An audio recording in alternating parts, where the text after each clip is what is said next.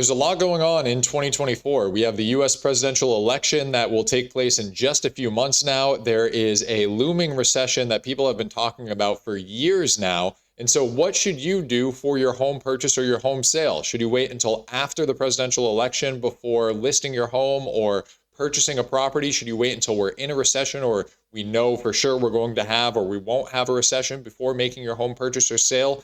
We're going to talk about those stats in this video here, and I'll give you a little spoiler alert. Neither of them matter, and I'm going to prove that to you in this video. Neither the election nor a recession matters when it comes to your home purchase or sale, and I'm going to be talking about the factors that you need to keep track of to know whether home prices are going up or going down and make the best decision for your specific needs. Before we get into it, my name is Liam O'Reilly. I'm a realtor in Vermont with Jerry Riley Real Estate. If you have any real estate needs, feel free to reach out to me directly. All of my contact information is in the description. And let's get right into it. We have a couple articles that we're going to take a look at here.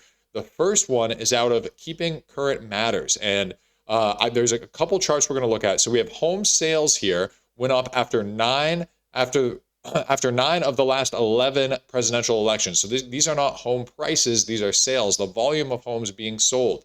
So besides the 1980s and the early 1990s, after an election year, home sales increased throughout those 9 years, excluding the 1980s and the 1990s. Now, when we talk about home prices went up every year after an election besides 2008, besides the great financial crisis when we had that huge crash.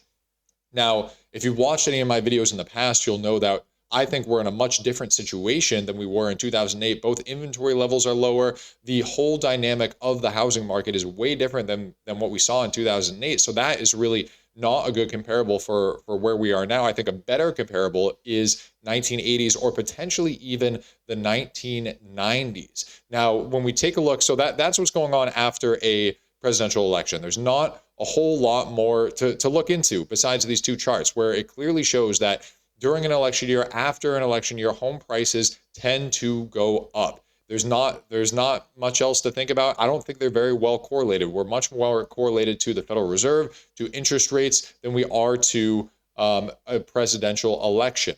Now, when we take a look at what happens during a recession here, U.S. housing prices during a recession since 1960, we can see that only 2 recessions resulted in home prices dropping. The 1990 to 91 recession, which was a very mild recession, you can see they dropped by 3.1%. And then we have, of course, the great financial crisis, 2007 to 2009. Home prices dropped significantly by 14.5%, according to this chart. It varies. I've seen numbers as high as 25% across the country, or as low as this 14.5% number that we're seeing here. But you can see during most recessions, look at this one, in the 70s, home prices increased by 14% during that recession. 1980, where home prices were stale and really not moving much at all, that recession, home prices went up by 5%. 81 to 82, this is where they really stalled out, but they still increased by 2%. So the fact that we're entering into a recession or we are entering into a election year doesn't hold much weight into what's going to happen to the overall housing market. I think, if anything, home prices appear to be going up during both recessions and elections, but I don't think they're very well correlated, right? That could be a correlation versus causation. They're not closely linked to each other. It really depends on other factors. So what are the other factors that we can look at to help you with your home buying decision? What I think the most important factors is when we hop over to the Redfin weekly market update, and I'm just using Redfin because they come out with data every week and it's really easy to look at. You can use Zillow, you can use Realtor.com, you can use the Federal Reserve, but any of these sites that track new listings, which we see are up 8% year over year, active listings, which are different from new listings, these are the listings that are active on the market, the homes that are for sale, not the homes that just hit the market, but homes that are sitting on the market and aren't selling. So active homes, which we can see are up 17%, and then we scroll up here for pending sales, which are right there, minus 4.3%. Now, this is what I think is the biggest indicator. These are the biggest indicators for the housing market, right? When we have less pending sales, we have less homes going under contract, we have more homes hitting the market, 8.2% more than last year. and we have more active inventory. Although the active inventory has stalled out a bit, it's sitting relatively flat. I would expect to see more of an upward trajectory, this line, instead of flattening out, to continue to rise. Maybe we'll see that after the 4th of July holiday when things start to cool down even more, now that we're through the peak buying season, although the summer is generally pretty busy as well, at least here in Vermont.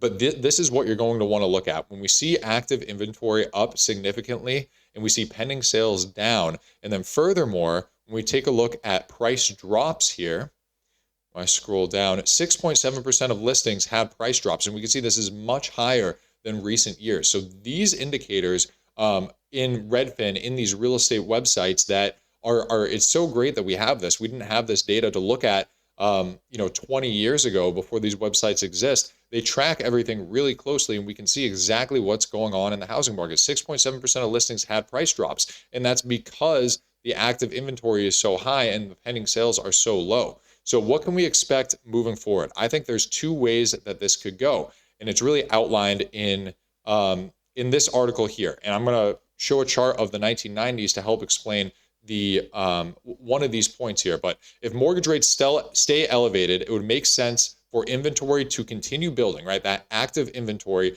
to continue building and price growth to slow.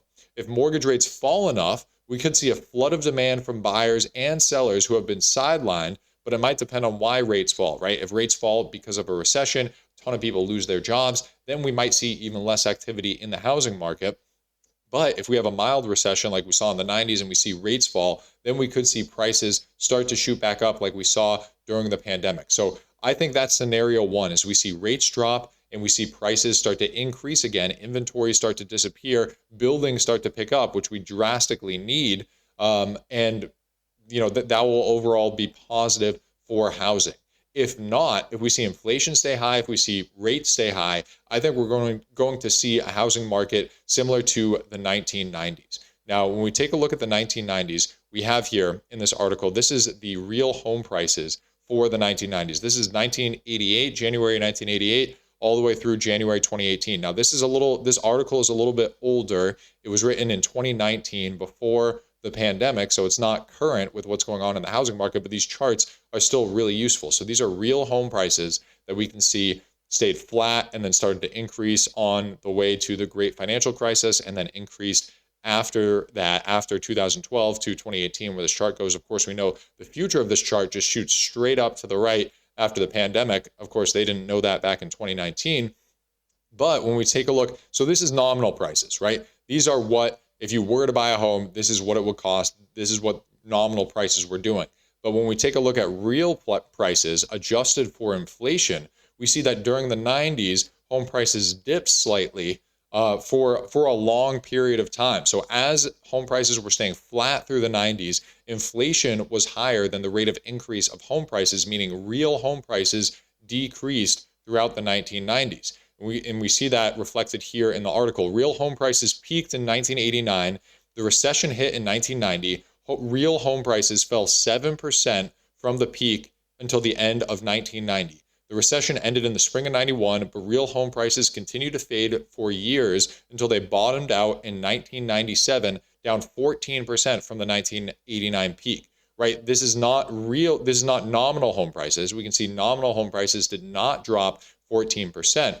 But real home prices did drop. So that scenario of real home prices dropping is the scenario if we see inflation tick back up, we see rates remain higher for longer, then we're going to see prices flatten out, that the price graph, instead of shooting straight up. If we go back to Redfin here, we see that home prices have been ticking up significantly, even year over year. See how it's increasing up? We'll see this graph start to level out like we saw in 2023 and 2022, where home prices are generally flat throughout the year.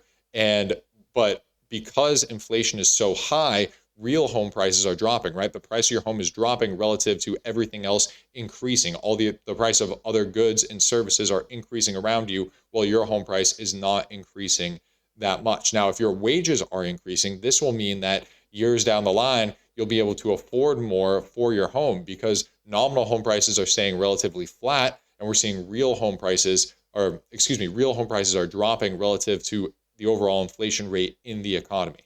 So that's what I think could happen in these two scenarios. Either we're going to see rates drop and we're likely to see more buyers and more sellers enter the market, activity picks up, home prices start to shoot up again, or we're going to see home prices remain high if inflation stays high. Of course, it is tapering off, at least for now, but if it shoots back up and remains high, we'll see home prices remain flat and we'll see real home prices drop relative to inflation. So the summary of this video is the election doesn't matter. If we're in a recession, that doesn't matter as well. These things are not causations of home prices going up or down.